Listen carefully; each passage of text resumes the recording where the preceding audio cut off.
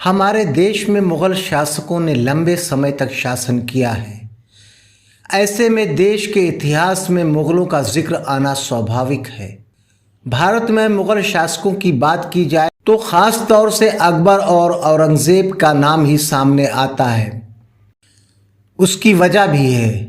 अकबर जहां अपनी उदारता और सहिष्णुता के लिए मशहूर रहे हैं, तो वहीं औरंगज़ेब को कट्टर एवं धार्मिक उन्माद से प्रेरित शासक के रूप में जाना जाता है। औरंगज़ेब मुग़ल साम्राज्य के महानतम शासकों में से एक थे। औरंगज़ेब का जन्म 3 नवंबर 1618 ईस्वी में गुजरात राज्य के दाहोद में हुआ था। मुग़ल सम्राट शाहजहां का पुत्र के रूप में मुमताज़ महल की ये 6वीं औलाद थी। औरंगज़ेब के जन्म के समय मुग़ल गद्दी पर बादशाह जहांगीर विराजमान थे। 1626 ईस्वी में गुजरात के सूबेदार शाहजहां द्वारा अपने पिता के विरुद्ध विद्रोह करने पर जहांगीर द्वारा उनके और उनके परिवार को बंदी बना लिया गया था, जिसमें औरंगज़ेब भी शामिल थे। 1628 में शाहजहां ने मुग़ल साम्राज्य की गद्दी संभाली और फिर औरंगज़ेब अपने परिवार के साथ रहने लगे। मुग़ल साम्राज्य के नियमों के अनुसार राजकुमारों को शासन के विभिन्न सूबों का सूबेदार नियुक्त किया जाता था।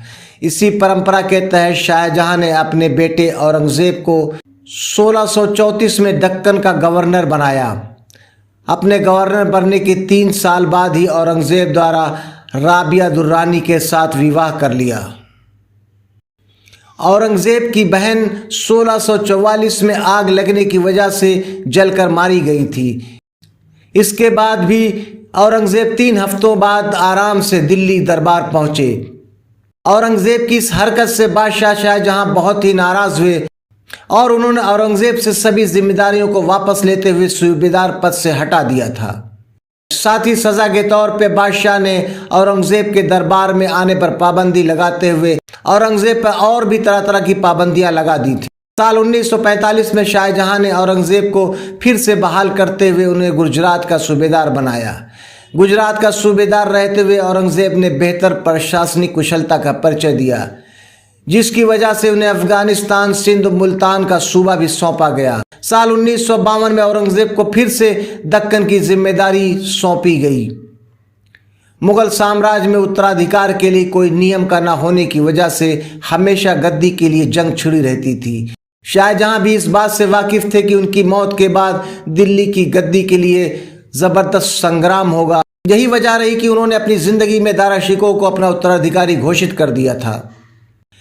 हालांकि बचपन से ही औरंगज़ेब अपने बड़े भाई दारा शिकोह को बिल्कुल पसंद नहीं करता था, जिसकी वजह थी दोनों का विपरीत स्वभाव। 1657 में बादशाह शाहजहां के बीमार होने पर गद्दी के लिए चारों भाइयों औरंगज़ेब, शाह शुजा, दारा शिकोह और मुराद में जंग छिड़ गई।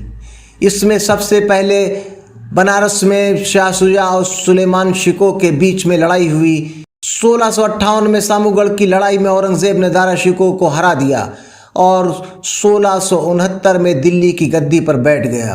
राजा बनते ही औरंगज़ेब ने सबसे पहले अपने पिता शाहजहां को आगरा के किले में कैद करवा दिया।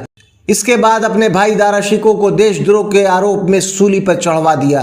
इसके अलावा उत्तराधिकार की लड़ाई में औरंगज़ेब का साथ देने वाले अपने भाई मुराद को भी उसने जहर देकर मरवा दिया।